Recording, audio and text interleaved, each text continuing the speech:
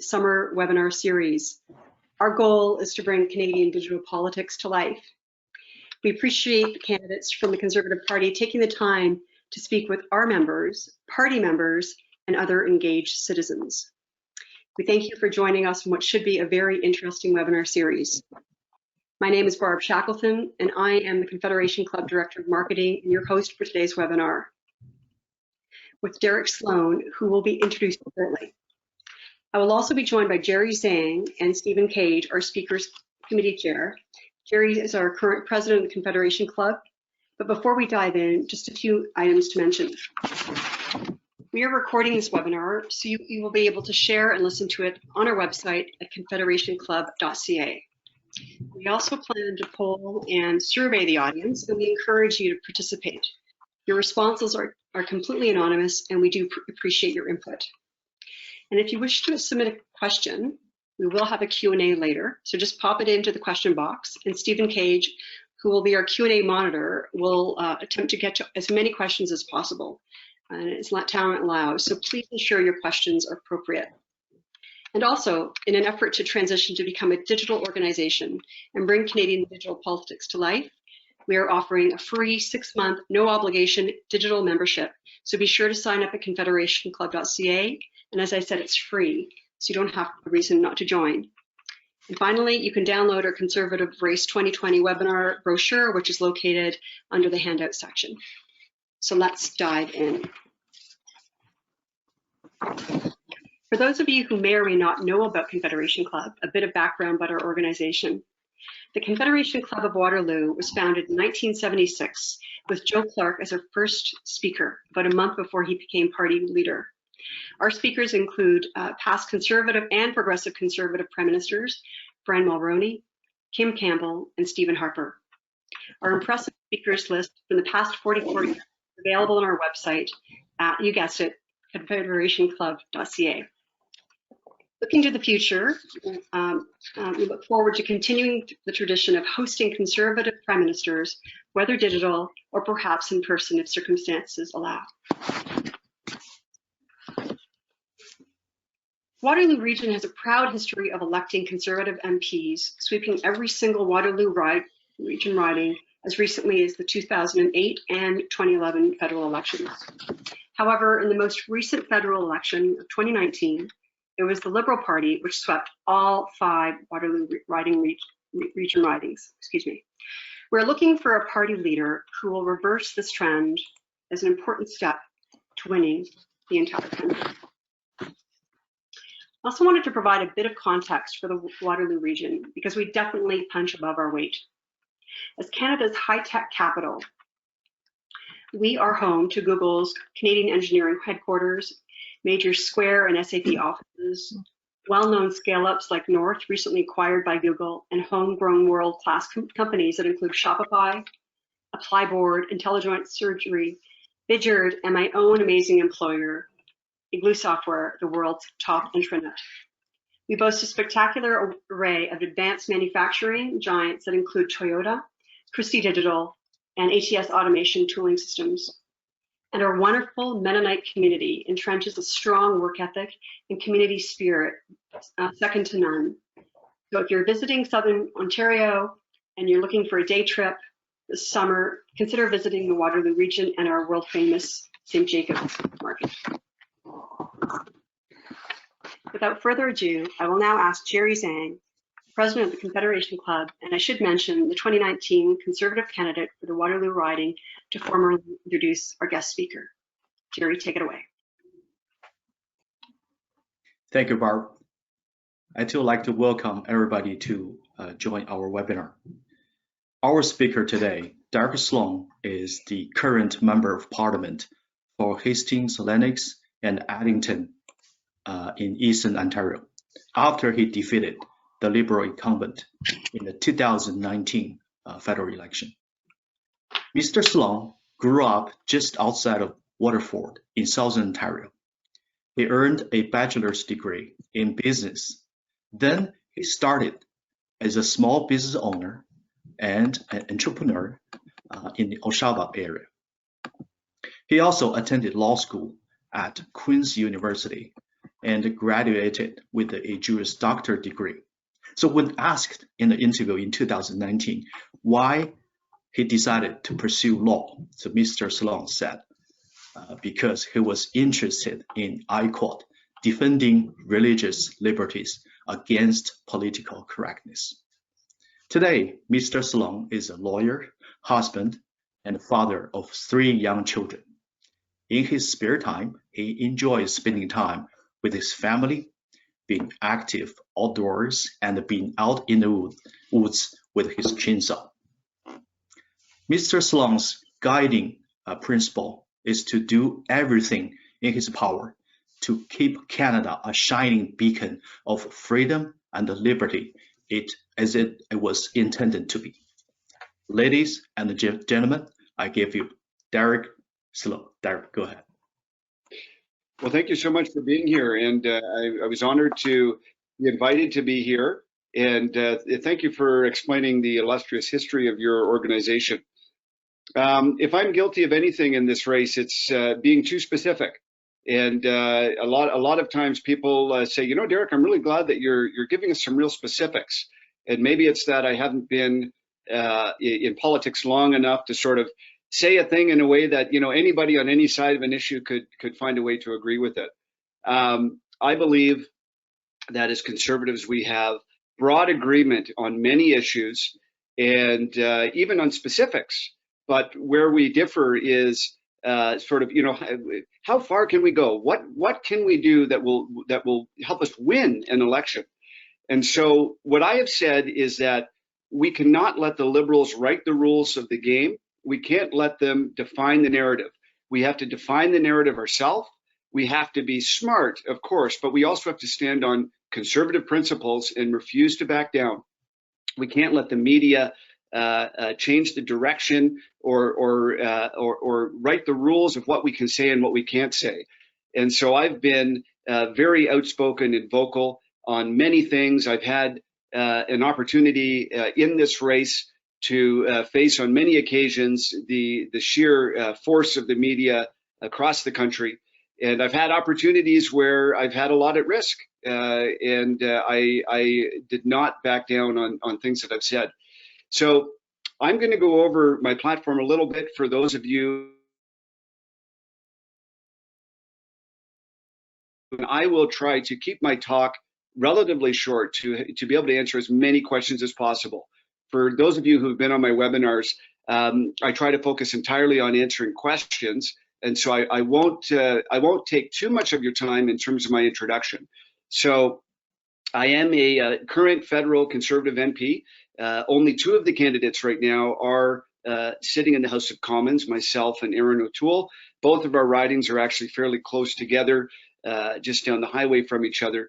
I was one of only 3 ridings to turn red to blue in Ontario in the last election. So, and some very good people unfortunately lost their seats, like Harold Albrecht. But in any event, it was a tough election last year.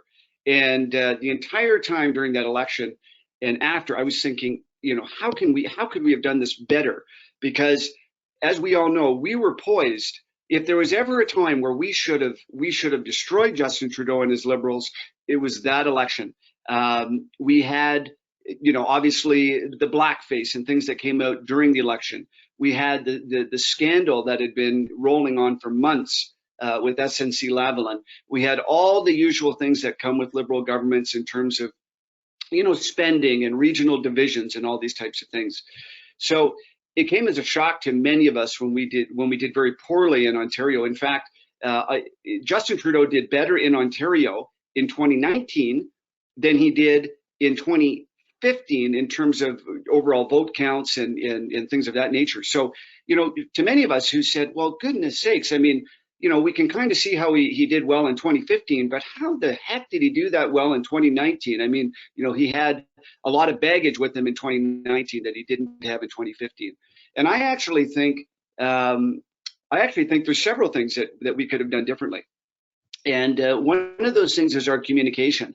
And I felt that we relied on sort of the high-paid consultants' advice, and that typically is, you know, just stick to the economy,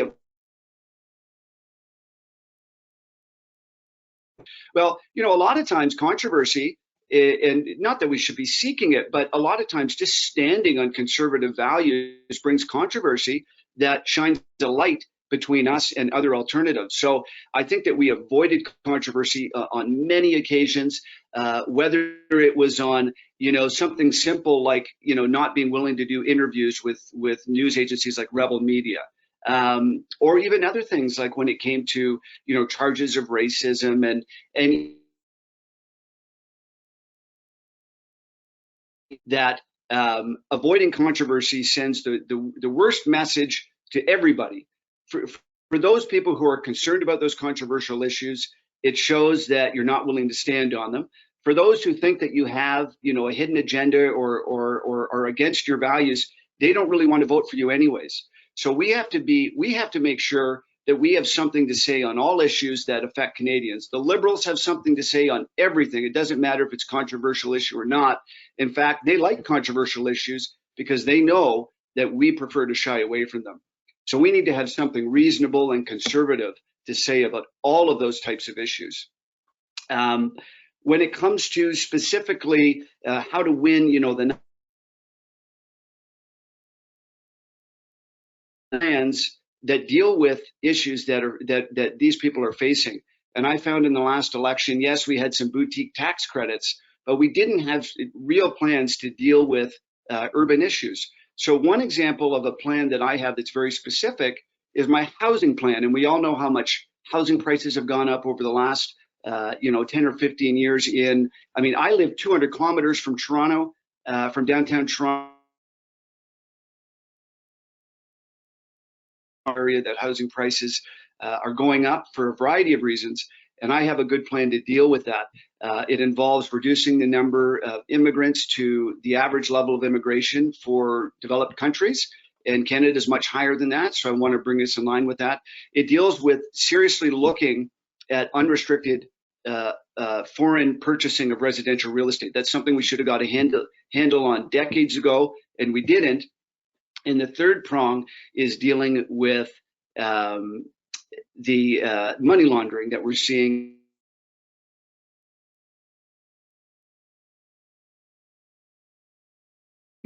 And so, these are the types of things people want to see, a good plan that deals with housing, that deals with other issues that are close to them.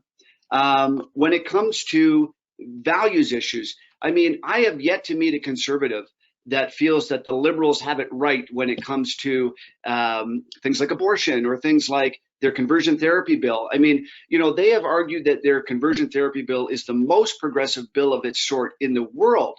And if we as conservatives can't come up with a legitimate critique of the most progressive Liberal bill on any topic, we're not trying hard enough.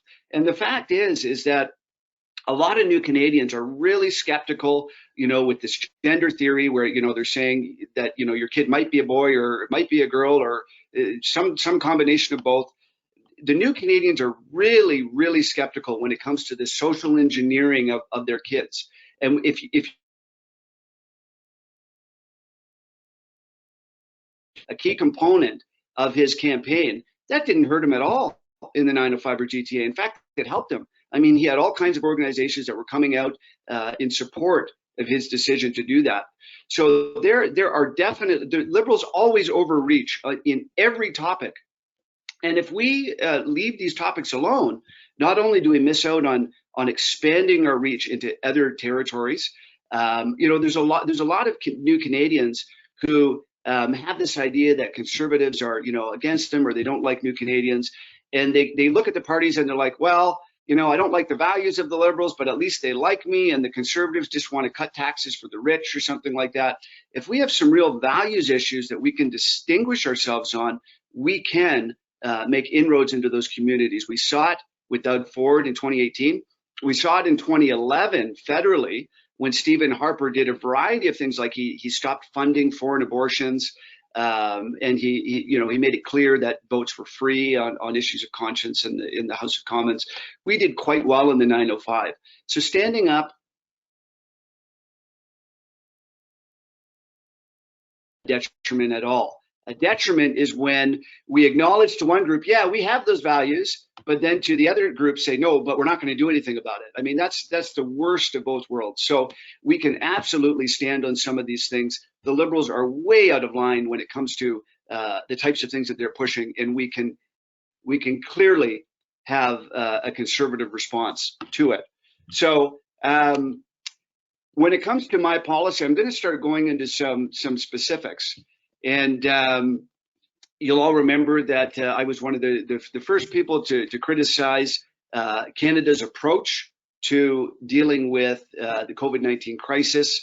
I vocally called for Dr. Theresa Tam to step down, and we saw the ways in which the World Health Organization was politically implicated with China, and China was trying to shut down information, and it took them forever to admit that the virus was even an issue, and then and then they were against the travel bans, and then finally they flipped and they said, no, it's the worst thing in the world, and we have to be locked down forever. So on the first hand, I've been against the way that we've dealt with COVID-19 in terms of just being unprepared and giving away our personal protective equipment. But I've also said, you know what, we should use a complete shutdown as a last resort. We haven't done the right types of testing to even identify how far the virus has spread in the population. So I'm against total shutdowns when it comes to the economy. We can't afford to be doing this every couple of years when a virus comes out of China. So, or some other place. And I'm just being a little bit facetious there, but we have had a lot of viruses over the last 10 or 15 years that in fact have come from China. So we have to be very serious about dealing with these things, and we can't just be shutting down indefinitely. We don't have the money. We didn't have the money for that now, and we certainly won't be able to do that multiple times in the future. So we certainly have to be wise on that. I've been very vocal on my issues with the Paris Agreement. The Paris Agreement is a way to transfer wealth to other countries. I mean, China, for example, they can increase their emissions until 2030, whereas we have to cut ours by 30%. And China is already about 30% of global emissions, where Canada is less than 2%. So this is an issue. These sorts of arrangements that we have cut into our energy sector. It is almost impossible to get our energy sector where it needs to go, and yet still be in the Paris Agreement. And some of the other candidates say, well, you know, we don't actually have to meet those goals. They're aspirational, or they're they're commitments we make ourselves. But the Paris Agreement is setting us up to either fail or to come down hard on our energy industry, which is what Justin Trudeau is doing. So the Paris Agreement makes it impossible to expand our energy industry, which is critical to getting our economy running again on all cylinders. So I've been the only candidate that has been against the Paris Agreement in that way, and has said that we need to leave it. Free speech, that it's a fundamental value here in Canadian society. And I've gone more than, I'm sure every candidate would agree with that, but I have laid out a very specific plan. I'm the loudest candidate anyways. I believe another candidate has also said we need to get rid of Bill C-16. That is the bill that Jordan Peterson sort of grew to fame over talking about in terms of compelled speech with the different pronouns and the gender ideology. We have Bill C-8, which deals with potentially jailing parents for getting a child with gender dysphoria talk therapy when they're dealing with gender dysphoria. And we know, and it's no mystery, and nobody denies, that most kids who go through gender dysphoria end up growing out of it.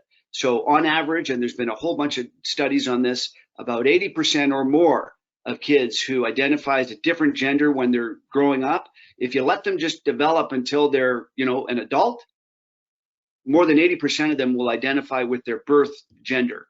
And so the idea that we'd be pushing kids to, get on, this Bill C-8 makes it perfectly legal to get this, hormone blocking drugs, sex reassignment surgeries. This is experimentation on children. And I don't mind if an adult wants to make that decision, but this is a problem. And in the United Kingdom, they have made these surgeries illegal for kids under 18, and I have said we should do the same. This is something. This can be a winner. I mean, there are very. I haven't met a person in real life. There are activists, of course, that would disagree with me, but real parents in real cities and real towns across America think it's crazy that you could go to jail for 5 years because you're trying to get counseling for your child that would help him identify with the body that he's born with, but yet it's perfectly legal to put him under the knife. I mean, you know, these are things that we can gain ground on, and we don't have to be ashamed about it. I mean, this is something behind the scenes, I'm sure we'd all agree, but even on the election trail, we can gain ground on these types of things. I have a great plan to deal with social media banning and the ways in which you know, the Facebooks and the YouTubes and the Twitters are using the motif that they're a neutral platform, and there's advantages to that, but yet they're banning people randomly according to their own political ideology. And there was a great interview that Rebel News did a couple of weeks ago with someone in the United States that had been working for Facebook, and they had a contract, and his particular unit was responsible for deleting tens of thousands of posts in the 2019 election that were critical of open borders, critical of Jagmeet Singh. I mean, this is the type of thing that we're seeing over and over and over again. That's manipulation in our elections. And these social media giants lean left. That's no mystery. Nobody make sure that they're not you know, really propagandizing people by selectively banning certain things. And it's not fair to individual Canadians and their rights to free speech. I have a very specific firearms plan. You can feel free to ask me about that later. I've been very upfront on China and how we need to deal with China. I've said that state-owned enterprises from China should not be allowed to purchase resource projects. I think that we need to come up with an anti-infiltration group. We have CSIS reports going back decades, which show that China, Iran, other countries are actively infiltrating Canada from the sense of having agents on our soil, having business connections on our soil, trying to cozy up to municipal politicians and even politicians who are higher than that. So we need to have a group that's dedicated to looking at, you know, other countries that are trying to influence Canada for their own benefit, whether it's China, Iran, whether it's radical Islamist groups. 2015 election, Tides Canada was paying people to door knock to defeat Stephen Harper. And would you believe that even now, the federal government gives money to organizations like Tides? So I have been very clear that all of these radical environmental organizations should not be receiving funding from the government, and we should make sure that we are not that they're not interfering with the political process as well. So I've been clear on that. I've gotten the strongest report from Canadians for that talks about, you know, promoting Canadian energy. They're filled with people with decades of experience. Out of all the 4 candidates, I got the best grade from them because of my opposition to the Paris Agreement, and I'm also against green subsidies as well, which we in Ontario know have been a disaster. And the other candidates have not been as clear in terms of their opposition to green subsidies. So I do have plans that touch on the economy, and you can feel free to ask me questions on that. I have a great small business plan. I believe we need to increase our military spending to meet our NATO commitments, but we also have to make sure that we're putting Canada first.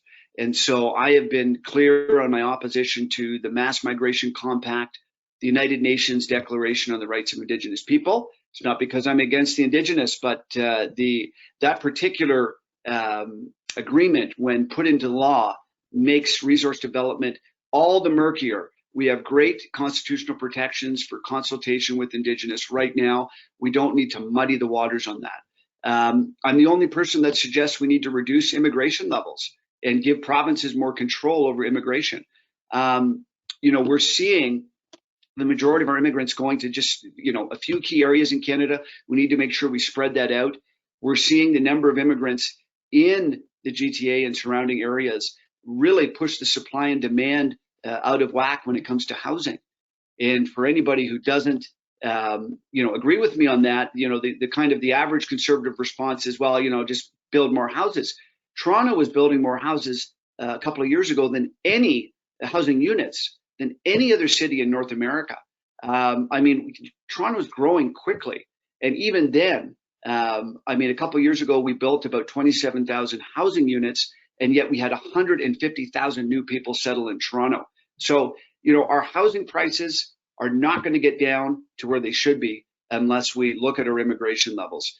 The pressure on middle-class wages when you have that level of immigration is significant. And that's why all the big business lobby organizations prefer high levels of immigration, but it's not good for small businesses and it's not good for average Canadians. And I haven't been afraid to say that. So, I have other ideas as well, and I did get into this race for the sole purpose of defending our freedoms. I think that we have to make the defense of freedom our election issue, and I think there's a lot that can be done there. There's incursions on religious liberty, there's incursions on freedom of speech, there's incursions on freedom of conscience. We need to make it clear that for those of us who don't agree with everything that Justin Trudeau is doing, which is pretty much everybody, it doesn't mean that we should be penalized. And whether that's the summer jobs grant or, forcing physicians to refer for abortions or euthanasia. There's some people who have keen moral issues with being involved in these things. And I think it's very important that we maintain that. So, I have a great firearms plan as well. I think it's a bold plan. I'm not going to go on much longer because I want to be sure that I can answer your questions, and I've already gone on too long, so I apologize for that. I guess I am becoming a politician because I just can't stop talking sometimes. But I have said a lot of specific things in this campaign, and I just wanted you to get a bit of the sense of what I've done. I have worked in defending religious liberty before. I worked as a lawyer with an organization that intervened on behalf of Trinity Western University when they were told that they couldn't operate as a private university that wasn't receiving any government funding because of a simple community covenant that they had that reflected their traditional Christian values. But there's a lot to be done in terms of defending freedom here in Canada, and I appreciate you being on here tonight, and I'd be happy to hear any questions you have on any of the topics we've discussed so far.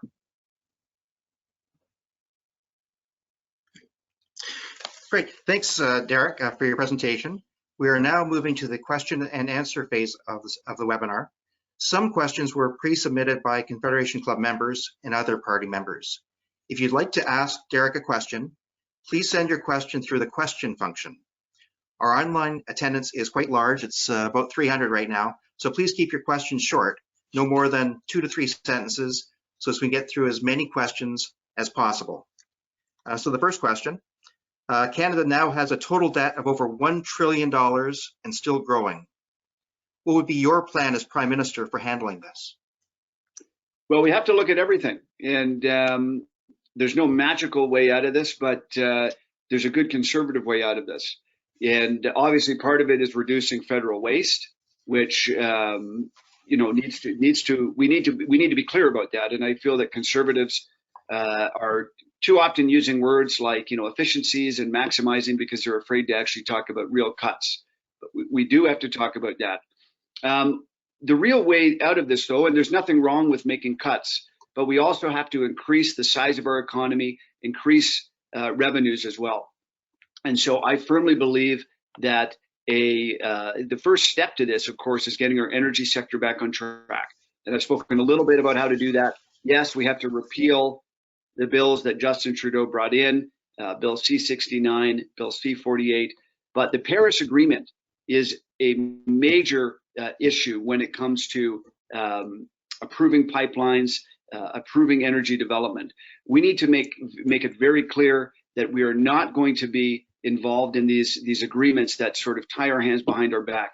Canada is at the apex of its environmental friendliness when it comes to oil development. We do it way better than anybody else. There's no reason why we should have to be importing from other countries, you know, taking our tankers from the West Coast through the Panama Canal all the way to the East Coast. I mean, these things are entirely unnecessary. So the energy sector, getting that back on track is sort of, you know, step number one. We also need to cut the red tape, cut taxes to promote entrepreneurship and innovation. And I've made a commitment for every one regulation that goes in, two out. To something that Donald Trump tried similarly in the United States. We have far too much regulation in this country. And as a small business owner, I'm familiar with a lot of it. Our innovation, which in your section of writings there, you guys are going to be very aware of this. We need to really focus on our technological innovation. We don't have, we lose, there's far too much of a brain drain to the United States. We don't have the depth of capital markets that we really require here to bring a lot of these new ideas to market. So we need to focus and concentrate on our made in Canada ideas, keeping these ideas here. And there's some great ways to do that. I also believe we need to focus on made in Canada generally, and we need to align our trade agreements with countries that are playing by similar rules to us. So being so dependent on China is not right. We need to divest from them and make some friends elsewhere. But these are the basics of what we need to do. I have some decent ideas when it comes to promoting funding for these startup projects. We need to work with the provinces to make our securities, our provincial securities regulators a little bit less onerous, because there's good ways to look at crowdfunding and other natural ways to fund projects that always get tied up in our securities laws. And we need to look at ways to make that be able to happen for people. So that's in a nutshell how I would expand the economy. And that is the key to getting out of the deficit that we're in. Excellent. So we have two related questions on China. Canada is now the only country of the Five Eyes Alliance not to have banned Huawei from 5G networks. Do you think that Canada should also ban Huawei from 5G networks? And also, what is your opinion of the Trudeau government recently signing a $6.8 million contract with a Beijing-controlled company to provide sensitive security systems for Canada's embassies and consulates around the world? Yeah, so I say no way to Huawei. That should be a no-brainer for sure. When it comes to these other, I mean, the Trudeau government just can't stop doing business with these Beijing-affiliated companies, whether it's in manufacturing a vaccine. And I've been very critical about that partnership. I mean, I don't know how anybody can have any faith in anything that comes out of China these days when it comes to their misinformation on COVID-19. Yes, we need to be very careful when we're dealing with state-owned enterprises, and we need to start dealing at arm's length with China as much as possible. So we need to be very critical of state-owned enterprise business here in Canada, and we need to reduce our trade dependency on China significantly. Excellent. What is your position with regard to legitimate gun ownership in Canada? Okay, thank you so much. So in my opinion, and you can look at this yourself and tell me if you agree, I have the most specific and the boldest firearms policy of any candidate. And I have been very clear that I am a firearms owner. I have a restricted license for those that are concerned with that. I live in the country, so I'm able to actually shoot on my own property. Listen, when it comes to firearms, we have to start owning the narrative, because the Liberals, we can't buy into the fact that on any level that legal firearms owners are to blame for the gun violence. We all know they're not, but we have to be very bold in defending that. And so not only will I undo what Justin Trudeau has done, I will actively advance the rights of legal firearms owners. And I believe so long as we're tough on crime and put money into border security, I believe we can advance on this platform. Obviously, the gun crowd and their friends are going to love us, but I believe there's good reason to, for example, enshrine in law rigid self-defense protection. So under my plan, and you can view this on my website, you will not have to go to court for 2 years to try and clear your name. If you need to, maybe even just wave a firearm or shoot it into the air, or, I mean, there's been people who've had to fight for years. Literally, they just go outside and wave a gun to try and, scare people off, and they end up having to fight to clear their name. So the judicious use of a firearm will be entirely legal in self-defense under my plan. And I'm also bringing back things like handgun self-defense and handgun hunting. Now, I'm okay with different levels of licensing and training. I'm okay with that. But I don't think it makes any sense that legal gun owners are less likely than an average person to commit a gun crime, which is a stunning statistic if you think about it. It's absolutely stunning. That's how law-abiding they are, because they go through a rigid background check. They have the daily access to the police information services there. So they're a phenomenally law-abiding group. And it doesn't, if you can go through those hoops, it doesn't make any sense that we handcuff your ability to use your property. So you can take a look at my plan. It brings back a lot of freedoms that we had before. For those of us, I spoke to a guy who lives in the Yukon, and he's not even allowed to carry a sidearm with him in the woods. And there's times where he's a guide up there, and he stumbles across bears and stuff. And the terrain up there is not always conducive to a long rifle, to a long gun. He said he could really use a powerful sidearm for protection up there. And I don't think there's anything wrong, with wilderness carry or using a handgun, provided you're licensed. So you can check out my plan. I believe we can gain ground on this. There's so many people, particularly small business owners, convenience store owners in the cities, who are targeted and brutalized with violence. And I know someone in my own riding who was almost killed and almost beaten to death, and is now blind in one eye just for being a convenience store owner. And I believe someone like that should have the right to defend themselves. So that's the gist of my plan, and you can see more of it on my website. Excellent.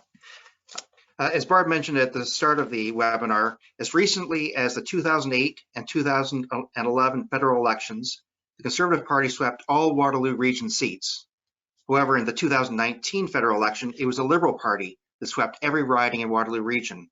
What would you do as party leader to reverse this dreadful trend in Waterloo Region? Well, I think that we need to campaign across the country with a grand vision. And I felt that last time we focused on it was an arms race to see who could save you, the most bucks. It was, if you put your kids in soccer, you can get $200 back. And then the person at the door would say, well, the Liberals say they're going to save me, $25. And people were confused as to who was going to save them the most money, and they couldn't. We have to be up there, and we have to sell the conservative narrative and say, listen, this is why the Conservatives are best for Canada. These are our values when it comes to freedom, when it comes to personal responsibility, when it comes to hard work. This is why the Liberals are undermining our standard of living. This is why the Liberals are undermining our reputation around the world. We need to have a nationwide narrative, a nation-building platform that focuses on big ideas. We need to make sure that we have ideas that appeal to urban areas. We didn't really have anything in the last election that dealt with urban issues other than, we'll save you some money if you do this or that. So I believe in tax cuts, but we can't build a campaign off of tax cuts alone. We have to have, bold ideas that address housing, poverty, healthcare, the environment.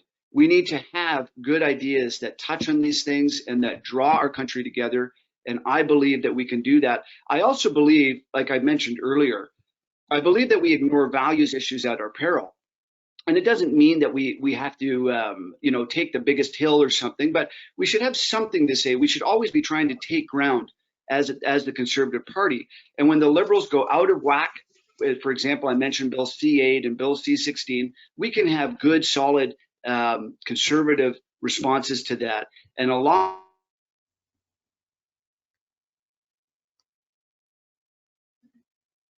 it would actually help us. Great. Okay, the next question comes online.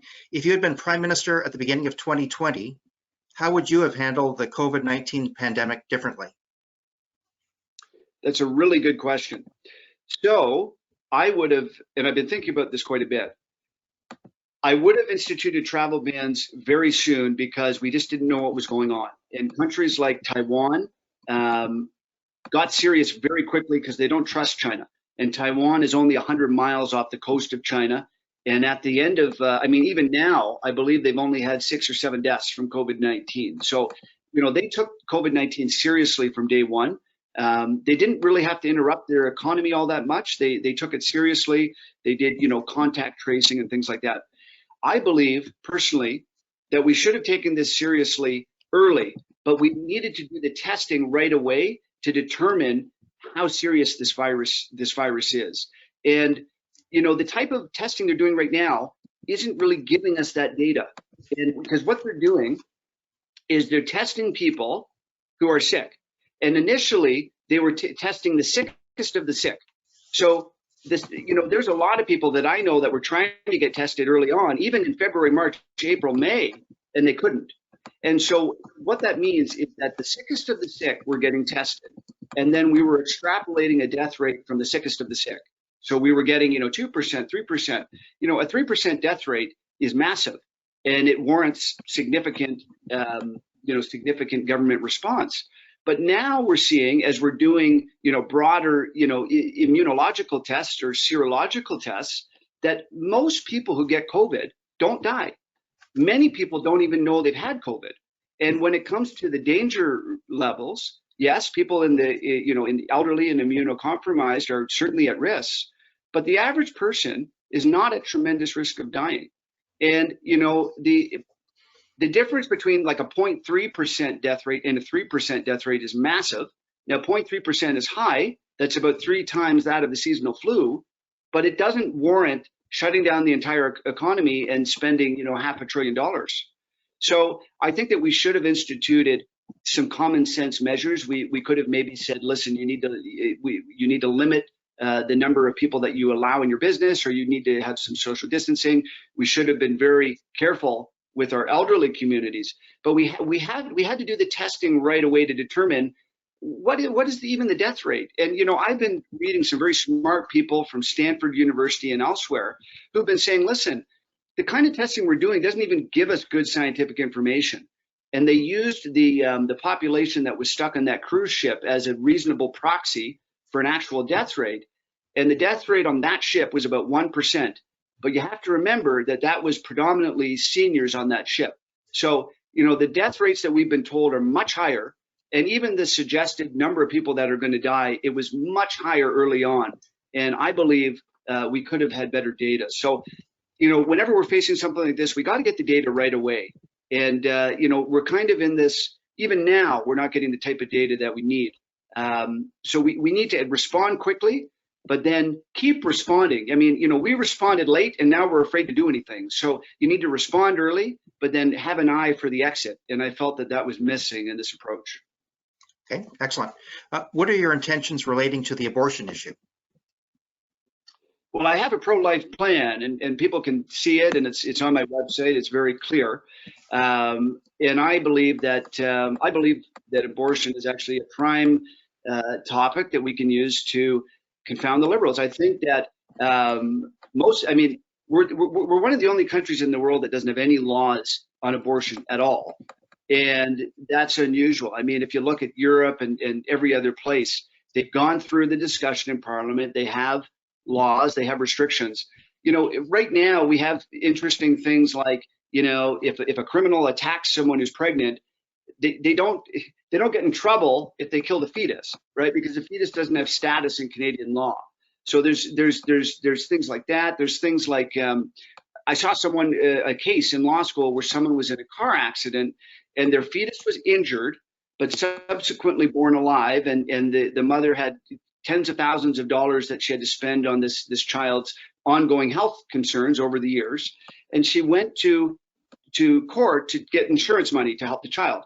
And had the child been actually born at the time, she would have got the money just fine. Because the child was in her womb, women's organizations were arguing against her for getting any money because they didn't want the fetus to have status. And this woman, unfortunately, got nothing, even though her child was born alive. The child was 7 or 8 years old by the time, and she'd been dealing with this for quite some time. You know, having no laws on an issue, it creates legal vacuums. And the Liberals, you know, Canada doesn't even understand, many of them, that we're just out of whack. We have no laws on the books. It's okay to have something reasonable to say about it. And I have a full 12-point plan. You can look at it. But I believe there's ground to be had on this. And it'll be exciting. It'll be exciting to see Justin Trudeau squirm, in my view. Excellent. How will you ensure that pipelines get built? Well, listen, we have to, again, I spoke about getting rid of C-69, C-48, getting out of the Paris Agreement. We have to go further than that as well. When it comes to these radical, you know, environmentalist groups that are always, you know, blocking or even in the courts trying to tie up development, we need to make sure that the rule of law is followed. People should not be able to protest if they're trespassing. And when it comes to these groups that are being funded by foreign entities and are in court, just trying to, you know, slow down projects as much as they can, we need to put in law strict time limits that these things have to be dealt with, because there's a variety of groups here that their raison d'etre is, how do we shut down Canada's oil? I've also listed a variety of specific groups that I would cut funding for.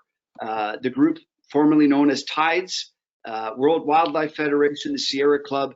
The federal government actually gives all these organizations money, and I have specifically labeled them out and said no federal money under my leadership. Excellent. How do you plan to bring manufacturing back to Canada? That's another really important issue. So the first thing is, so manufacturing is dependent on several things. We need to make sure the cost of energy is cheap. So the cost of cheap energy here in Canada means no green subsidies, and let's get our energy sector back on track. And I've just spoken a few ways on how to do that. Also, when it comes to manufacturing in Canada, we need to cut the red tape. I've proposed also that we have a nationwide Made in Canada program. Every Canadian needs to know what they're buying. Where is it from? Is it from Canada? Is it from somewhere else? I don't care if it's a can of corn. And it's funny, I raised that issue because I got a letter from the provincial president of the PCs in Saskatchewan, who said, listen, Derek, I know this isn't provincial, but federally, could you put in a law or something so we can know where our food comes from? I think that's a really good idea. We need to educate the Canadian populace about the importance of buying in Canada, and we also need to make sure that people know what is made in Canada.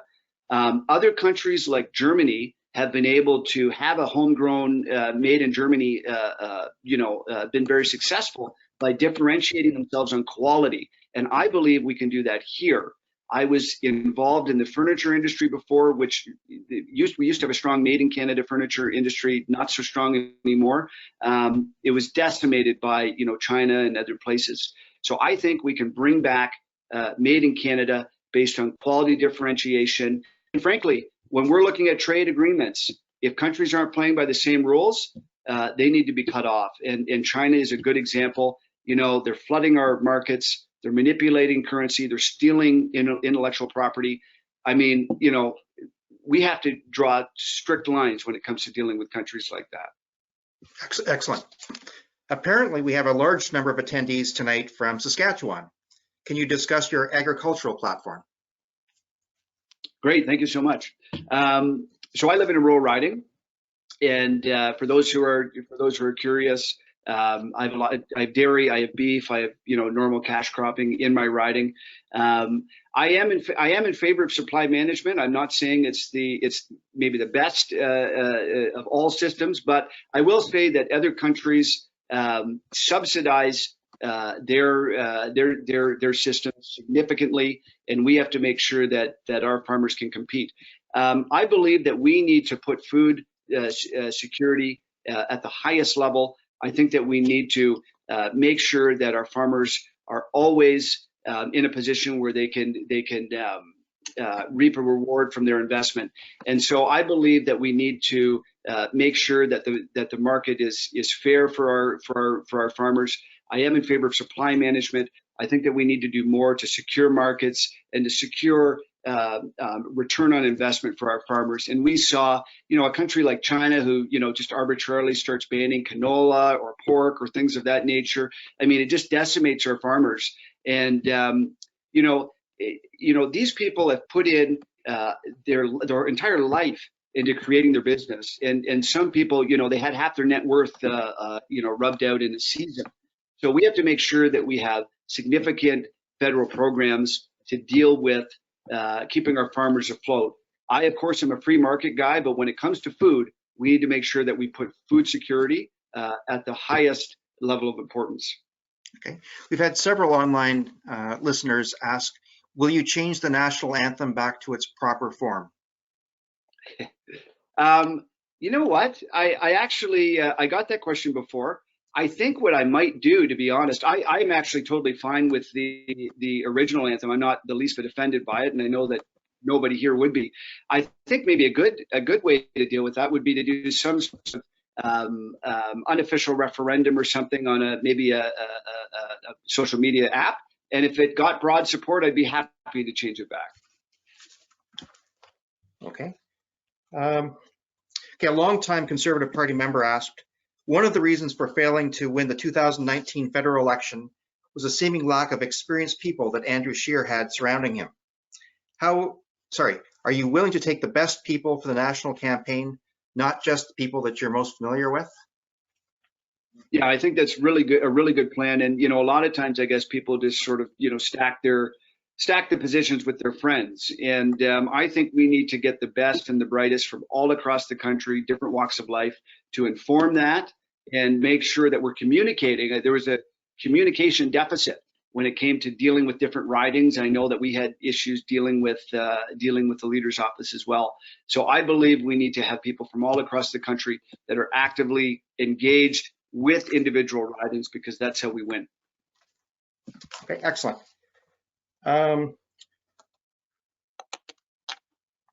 What makes you the best choice as leader of the Conservative Party?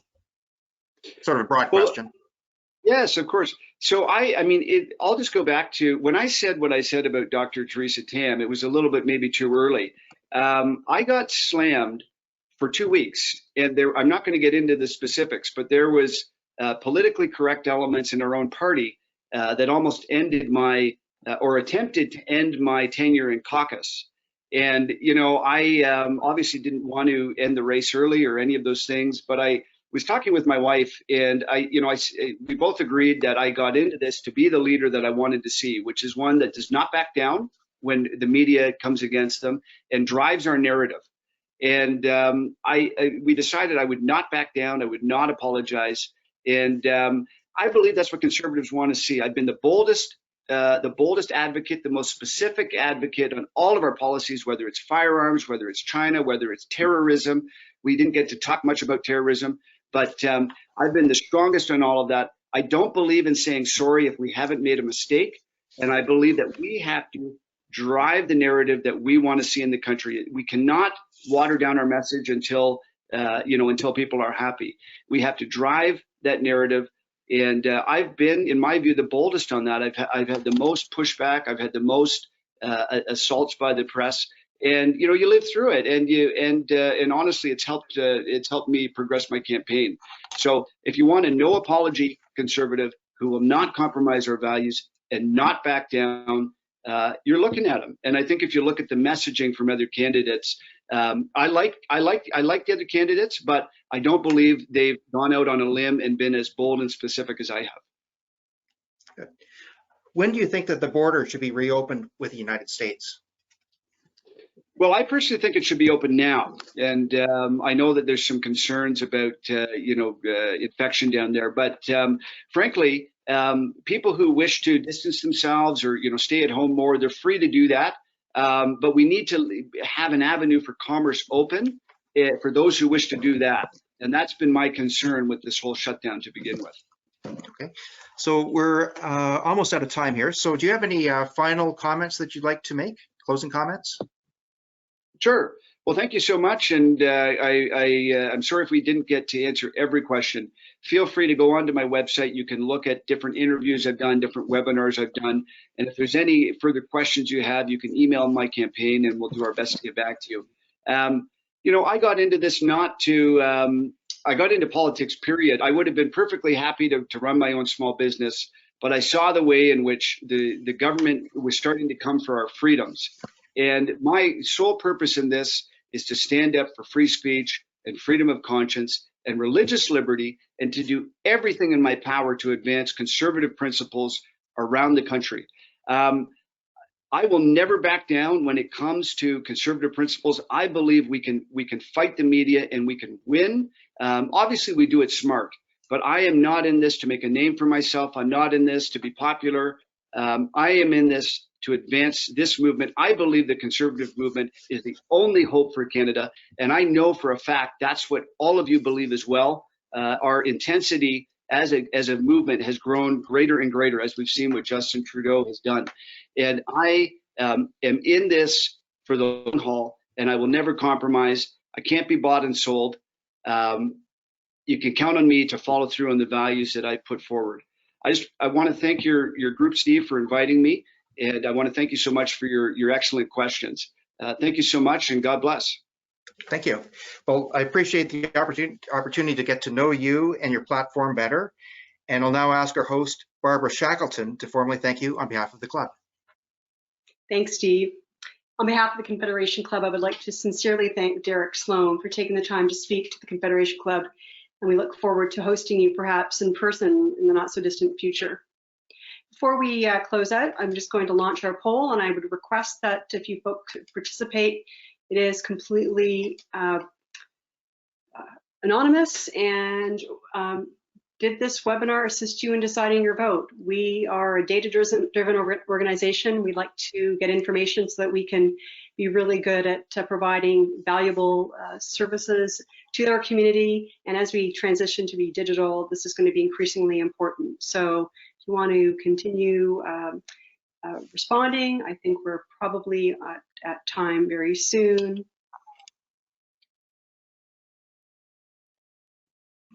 Okay. Wonderful. Okay, this is the club's second ever webinar and our first webinar series. And you have provided considerable insight into your platform and where you want to take Canada. So thanks again, Derek, for that. Folks, we have 2 additional upcoming webinars, one on Wednesday with Aaron O'Toole, and then 29th of July with Peter McKay, both at 7 p.m. And we would invite you to sign up for those as well. We invite you to sign up for a 6-month free, no obligation digital membership and provide future information around our online webinars, and with our intention of bringing Canada's digital politics to life. Please register at confederationclub.ca, and we look forward to hosting you at our next webinar. Thank you and good night, and be sure to reply to our survey that will launch once you leave our webinar. Thank you. Appreciate everything.